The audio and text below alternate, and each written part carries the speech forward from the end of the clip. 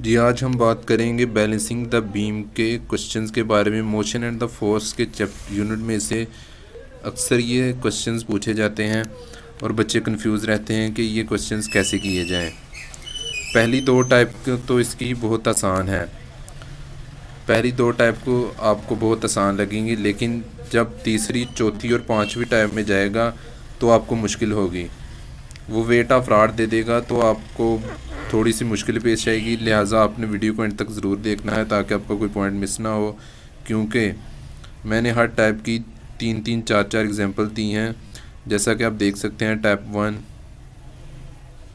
Type 2, type 3, type 4, type 5। तो लिहाजा आपने वीडियो को एंड तक ज़रूर देखना है ताकि आपका कोई कंसेप्ट मिस ना हो। जी, शुरू करते हैं टाइप 1 के क्वेश्चंस। जैसे कि आप देख सकते हैं कि डायग्राम मैंने पहले ही बना दी है, लेकिन वो आपको डायरेक्ट क्वेश्चन भी पूछ सकता है, लेकिन डायग्राम आपको खुद बनानी होगी। क्वेश्चन है, the diagram shows a uniform metre rule balanced at its mid point. Mid point का मतलब हमेशा 50 सेंटीमीटर पे उसकी पिवट होगा, जहाँ पे मिड पॉइंट का लफ्ज़ आ जाए। What will be the weight of the wooden block. Weight of the wooden block क्या होगा, ये वाला वुडन ब्लॉक। तो हमेशा इन क्वेश्चंस को ऐसे सॉल्व करना है, torque clockwise is equal to torque anti clockwise. Clockwise torque कौन सा है? क्लॉकवाइज टॉर्क ये वाला क्लॉकवाइज टॉर्क होगा, क्योंकि ये इसको ऐसे बीम को ऐसे मूव करवाएगा। तो ये W मल्टीप्लाइड बाय 20 सेंटीमीटर। यहाँ आपको सेंटीमीटर को मीटर्स में कन्वर्ट करने की कोई ज़रूरत नहीं होगी, क्योंकि सेंटीमीटर सेंटी से दूसरी साइड से कट जाएगा। ये वाला जो है ये एंटी क्लॉकवाइज रोटेशन शो करेगा। तो ये आ गया 100 मल्टीप्लाइड बाय 15। इसको सॉल्व करेंगे। ये बहुत आसान सा है पहला टाइप। दूसरी टाइप भी बहुत आसान सी है, लेकिन तीसरी, चौथी और पांचवी टाइम में जब वो वेट का रॉड का वेट दे देगा तो आपको मुश्किल पेश आएगी। तो वीडियो को एंड तक ज़रूर देखना है आपने। 2 2 5 15 5 75। तुम्हारे पास आंसर आ गया 75। अगले क्वेश्चन में आपको अच्छी तरह समझ आ जाएगी। ये देखते हैं, a uniform metre rule is pivoted on a wedge at 40 centimetre. 40 centimetre पे उसका पिवट है। 2 newton weight is hung at its one edge. एक एज पे 2 न्यूटन है। What should be the weight of another body that is to be hung at the 20 centimetre from the pivot. Pivot 40 पे है तो 20 centimetre away pivot पर क्या होगा, 60 पे हमने W वेट लटकाया है, तो कितना वेट लटकाएंगे कि बीम बैलेंस हो जाए। तो इसको करते हैं, वही फार्मूला लगेगा, torque clockwise is equal to torque anti clockwise.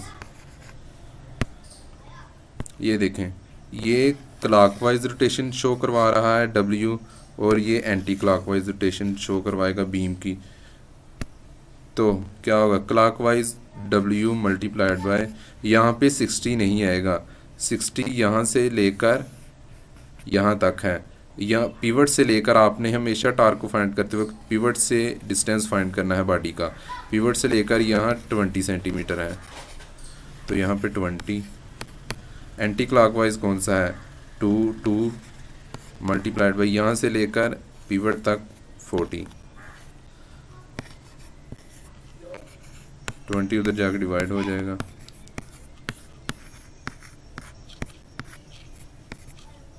तो ये आ गया 4 न्यूटन।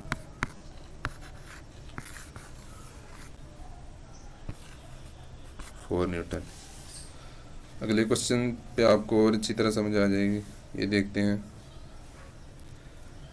अब आपको किसी इंक्लाइंड एंगल पे आपको वो फोर्स दे देगा।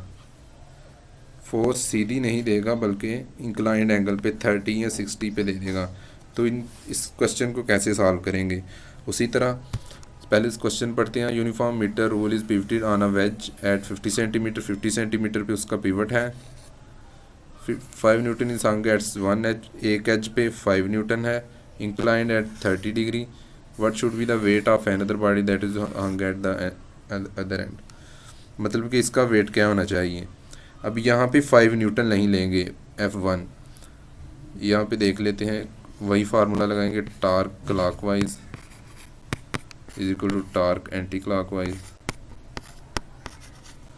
क्लॉकवाइज कौन सी रोटेशन, क्लॉकवाइज W की वजह से होगी, ये क्लॉकवाइज आप देख रहे हैं, W मल्टीप्लाइड बाई वेट से लेकर पिवट तक का डिस्टेंस 50। टार्क एंटी क्लॉकवाइज किसकी वजह से होगा, ये इसको ऐसे बीम को ऐसे रोटेट करवाने की कोशिश करेगा। तो यहाँ पे 5 नहीं लेंगे। अब ये देखते हैं कि यहाँ पे कौन सी फोर्स लेंगे। इस पॉइंट को आपने गौर से देखना है। ये देखें यहाँ पे फोर्स है। अब इसके फोर्स के कंपोनेंट बना लेंगे ताकि इफेक्टिव कंपोनेंट का पता चल सके कि टार्क में इफेक्टिव कंपोनेंट कौन सा है। अगर यहाँ से लेकर ये पूरा एंगल 90 होता है, ये 30 है तो ये 60 हो जाएगा, ये एंगल 60 डिग्री। तो एंगल के सामने वाली ये F साइन थीटा, ये F कॉस थीटा, एंगल के एडजेसेंट वाली साइड F कॉस थीटा। यहाँ पे F कॉस थीटा लेंगे या F साइन थीटा, यहाँ पे F कॉस थीटा लेंगे। जो मूवमेंट आर्म के परपेंडिकुलर होगी वो साइड लेंगे। हम देख रहे हैं कि मूवमेंट आर्म इस डायरेक्शन में है, F कॉस थीटा इस डायरेक्शन में है और F साइन थीटा इस डायरेक्शन में है। ये हो गया मूवमेंट आर्म की डायरेक्शन, मूवमेंट आर्म की डायरेक्शन, ये F साइन थीटा की डायरेक्शन, ये F कॉस थीटा की डायरेक्शन। तो मूवमेंट आर्म और F कॉस थीटा परपेंडिकुलर है, तो F cos theta effective component है टार्क प्रोड्यूस करवाने में। तो यहाँ पे हमारे पास क्या आएगा, तो यहाँ पे हमारे पास आ जाएगा F cos theta multiplied by, यहाँ से लेकर यहाँ तक का डिस्टेंस है 50, W इधर है कि 50 उधर जाकर डिवाइड हो जाएगा। F कॉस थीटा, F कितना है 5, कॉस 60, कॉस 60 होता है 1/2,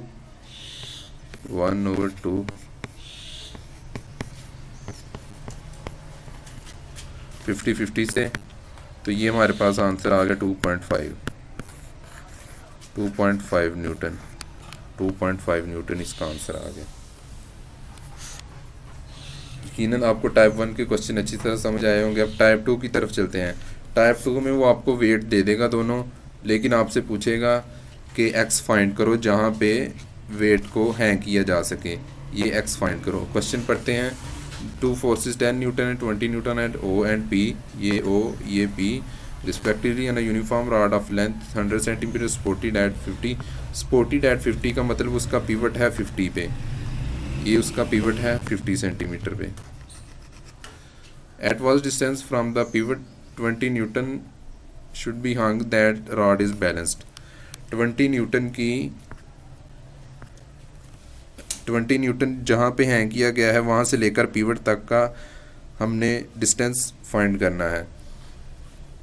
तो कैसे करेंगे, उसी तरह करेंगे। Torque clockwise is equal to torque anti clockwise. Clockwise ये क्लॉकवाइज प्रोड्यूस करवा रहा है और ये एंटी क्लॉकवाइज रोटेशन शो करवाएगा। Clockwise 20 multiplied by x is equal to, anti clockwise 10 की वजह से है, यहाँ से लेकर यहाँ तक का डिस्टेंस है 50,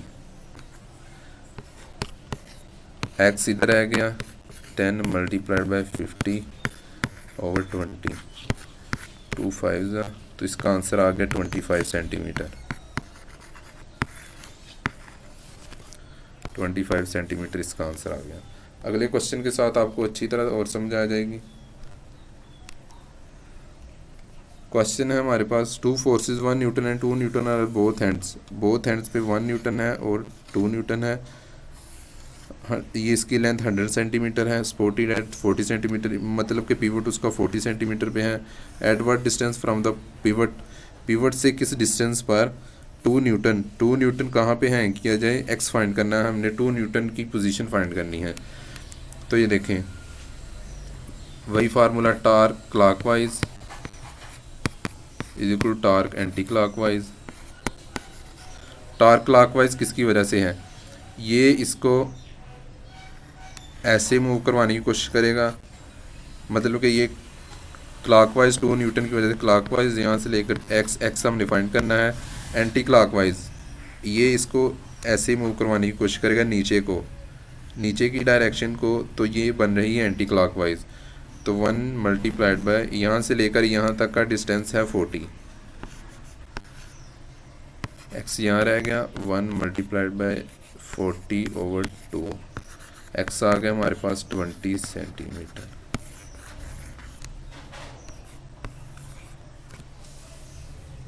तो ये थे टाइप 2 के क्वेश्चंस। टाइप 3 के क्वेश्चन में वो आपको वेट ऑफ रॉड मालूम करने के बारे में कहेगा। पहले दो तो बहुत आसान थे, सिंपल से थे। वेट ऑफ रॉड में थोड़ा ट्रिकी काम होगा। यूनिफॉर्म रॉड है shown in figure, the weight of rod will B. हमें पता है कि वेट, किसी भी बॉडी का वेट उसका सेंटर ऑफ ग्रेविटी पे एक्ट करता है।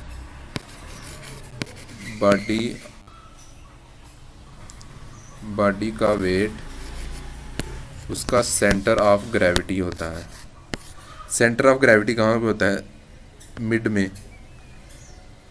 मिड में यहाँ पे पॉइंट बन रहा है ये वाला, ये 2 मीटर पे। यहाँ पे जो वेट एक्ट करेगा वो रॉड का वेट होगा और हमने यही वेट फाइंड करना है। नीचे को एक्ट करेगा तो फिर से वही फार्मूला लगाएंगे। इन क्वेश्चन में एक ही फार्मूला लगेगा, torque clockwise is equal to torque anti clockwise. Clockwise torque किसकी वजह से है, ये इसको ऐसे मूव करवाने की कोशिश करेगा बीम को, तो इसकी वजह से एंटी क्लॉकवाइज होगा 2 मल्टीप्लाइड बाय। अब एक्स क्या लेंगे, हम देख रहे हैं कि ये सारा 4 है, यहाँ से लेकर यहाँ तक 2 है, यहाँ से लेकर यहाँ तक 1 है, तो ये भी 1 ही होगा। 1 multiplied by torque anti clockwise, 75 की वजह से एंटी क्लॉकवाइज, इसका पिवट से डिस्टेंस 1। तो यहाँ पे वेट आना था, force multiplied by movement arm होता है, weight is equal to 75 multiplied by 1/1, तो ये हमारे पास 75 न्यूटन आ गया। अगले क्वेश्चन के साथ आपको अच्छी तरह समझ आएगी। फिर से वेट फाइंड करने का कहा उसने। अ यूनिफॉर्म रॉड है shown in figure below is pivoted at point A पे उसका पिवट है, so that it is in equilibrium the weight of rod will be. अब ये देखें, ये 4 है तो एग्जैक्टली मिडल पे इसका वेट एक्ट करेगा। वेट ऑफ रॉड हमने ये फाइंड करना है। तो यहाँ से लेकर यहाँ तक 2 मीटर का डिस्टेंस है, मिडल का डिस्टेंस तो 2 मीटर ही होगा ना।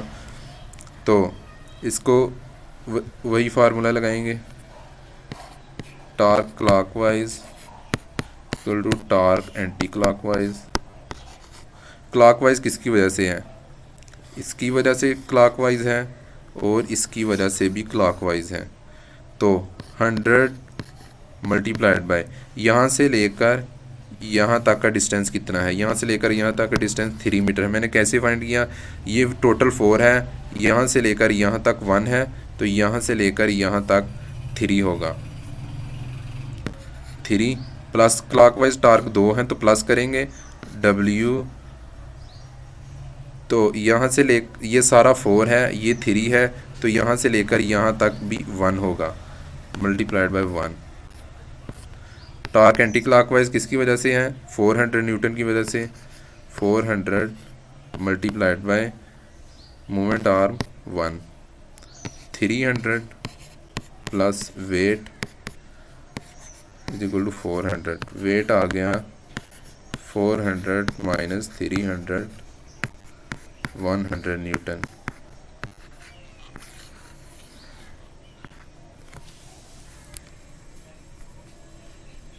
अगली टाइप की तरफ चलते हैं। टाइप 4 में वो आपको वेट ऑफ बीम भी दे देगा, लेकिन वो आपसे कहेगा कि को कितना वेट किस साइड पे अटैच करें तो बीम बैलेंस हो जाएगा। तो ये भी दे, इस तरह टाइप के क्वेश्चन भी आपको कभी मुश्किल पेश नहीं आएगी अगर आप इस पॉइंट को अच्छी तरह गौर से सुने। A uniform beam of weight 50 newton has a length of 3 metre, 3 metre उसकी लेंथ है, end is supported on a pivot situated at 1 metre from end, 1 metre से यहाँ तक एंड पे पिवट है। What is weight when beam is in balance. तो weight of rod उसने दे दिया 50 न्यूटन। उसी तरह करेंगे torque clockwise is equal to torque anti clockwise. Clockwise किसकी वजह से है, ये इसको नीचे की तरफ ऐसे मूव करवाने की कोशिश करेगा बीम को, तो ये ऐसे क्लॉकवाइज बनता है। 50 मल्टीप्लाइड बाय इसका मोमेंट आर्म क्या होगा, यहाँ से लेकर यहाँ तक 3 है, यहाँ से लेकर यहाँ तक 1 है, तो यहाँ से लेकर यहाँ तक क्या होगा 0.5। टार्क एंटी क्लॉकवाइज किसकी वजह से है, W की वजह से, W मल्टीप्लाइड बाय 1, तो 50 multiplied by 5/10 is equal to W, 25 newton इसका आंसर आ जाएगा। 25 न्यूटन। फार्मूला एक ही है, चाहे जिस मर्जी टाइप के क्वेश्चन आ जाए, फार्मूला आपका एक ही है। अगली टाइप की तरफ चलते हैं। नहीं, इस टाइप का एक और क्वेश्चन है हमारे पास, तो देखते हैं उसमें क्या कह रहा है। 20 newton uniform beam has a length of 4 metre उसकी लेंथ है, supported on pivot at a distance from 1 end, pivot 1 metre की डिस्टेंस में। What is the weight when beam is balance. Weight क्या होगा जब बीम बैलेंस में है। अब उसने 2 फोर्सेस दे दिए साइड पे, तो इसको कैसे करेंगे, इसको भी उसी तरह करेंगे। एक ही तो फार्मूला है इसको करने का, torque clockwise is equal to torque anti clockwise. Torque clockwise किस किस वजह से है, ये इसको ऐसे मूव करवाने की कोशिश करें, मतलब कि ये इसको ऐसे बनाएं तो ये क्लॉकवाइज, ये भी नीचे की तरफ, ये इसको ऐसे बनाएं तो ये भी क्लॉकवाइज, लेकिन ये इसको इस साइड पे टर्न करने की कोशिश करेगा तो ये एंटी क्लॉकवाइज। तो क्लॉकवाइज में कौन कौन सी चीज़ें आ गई, क्लॉकवाइज में W मल्टीप्लाइड बाय यहाँ से लेकर यहाँ तक का डिस्टेंस 3 मीटर होगा, क्योंकि टोटल 4 है, यहाँ से लेकर यहाँ तक 1 है, तो ये 3 होगा, 3 प्लस, अब ये भी क्लॉकवाइज है 20 न्यूटन। अब इसका डिस्टेंस क्या होगा, यहाँ से लेकर यहाँ तक 3 है, ये टोटल 4 है, मतलब कि ये 1.5 है टोटल, यहाँ से लेकर यहाँ तक 1.5 है, यहाँ से लेकर यहाँ तक, तो ये 0.5 होगा मल्टीप्लाइड बाय 0.55 वो 10 हम लिख सकते हैं। टार्क एंटी क्लॉकवाइज 50 न्यूटन की वजह से है, 50 मल्टीप्लाइड पिवट से उसका डिस्टेंस 1 है, तो ये इसको कैलकुलेशन करेंगे 3 50, ये माइनस, ये 5 इधर आके माइनस हो जाएगा, 45 3 वेट इज इक्वल टू, इसका 50 न्यूटन आंसर आ जाएगा। सॉरी, यहाँ पे 50 न्यूटन ऑप्शन में मुझसे मिस प्रिंटिंग हो गई, यहाँ पे 50 न्यूटन आंसर आ जाएगा। फार्मूला हमारे पास एक ही है इन क्वेश्चन को करने का, टार्क एंटी क्लॉकवाइज। सबसे पहले आपने फार्मूला लगाना है, फिर देखना है कि क्लॉकवाइज टार्क कौन प्रोड्यूस कर रहा है, फिर देखना है कि एंटी क्लॉकवाइज टार्क कौन प्रोड्यूस कर रहा है, और जो भी अननोन वैल्यू होगी आप उसको अच्छी तरह कैलकुलेट कर सकेंगे। अगली टाइप की क्वेश्चन है हमारे पास टाइप 5, वो आपसे पूछेगा कि नेट टार्क क्या होगा, net torque on the rod. वो आपको सारी डिस्टेंस भी देगा, सॉरी, वो आपको सारी डिस्टेंस भी देगा, वो आपको सारे एक्स भी देगा, वो आपको सारी फोर्सेस भी देगा, और आपसे पूछेगा कि रॉड पर नेट टार्क क्या होगा। तो नेट टार्क को कैलकुलेट कैसे करेंगे? टार्क नेट का हमारे पास फार्मूला है torque clockwise minus torque anti clockwise. ये हमारे पास सिंपल सा फार्मूला है। टार्क क्लॉकवाइज किसी की वजह से है, क्लॉकवाइज ये इसको ऐसे रोटेट करवाने की कोशिश करेगा तो ये क्लॉकवाइज, ये इसको इस साइड पे, तो ये एंटी क्लॉकवाइज बनता है। तो पहले क्लॉकवाइज फाइंड करेंगे। क्लॉकवाइज है यहाँ से लेकर यहाँ तक का डिस्टेंस कितना है, 20 सेंटीमीटर। तो क्लॉकवाइज टार्क है हमारे पास 70 मल्टीप्लाइड बाई 20, तो ये आ गया 1400। और एंटी क्लॉकवाइज कितना है, एंटी क्लॉकवाइज भी कैलकुलेट करेंगे। एंटी क्लॉकवाइज ये है 50, यहाँ से लेकर यहाँ तक का डिस्टेंस है 40 सेंटीमीटर। 50 मल्टीप्लाइड बाय 40, तो ये आएगा 5 2 द, तो ये इस तरह। अब बिन जो बड़ी वैल्यू होगी उनमें से माइनस कर लेंगे, इन दोनों को माइनस करेंगे तो 600 न्यूटन सेंटीमीटर। न्यूटन सेंटीमीटर आपने याद रखें, न्यूटन सेंटीमीटर आना चाहिए क्योंकि उसने सेंटीमीटर में भी दिया है। अगर उसने ऑप्शन मीटर में दिए होते तो आपको ज़रूर कैलकुलेट करना पड़ता मीटर में करने के लिए। तो यहाँ पे 600 न्यूटन सेंटीमीटर, यहाँ पे 600 आएगा, सॉरी। इतने सारे क्वेश्चन टाइप करने में देर लगती है, बंदे का दिमाग भी ख़राब होता है, इसलिए मिस प्रिंटिंग बहुत ज़्यादा होती है।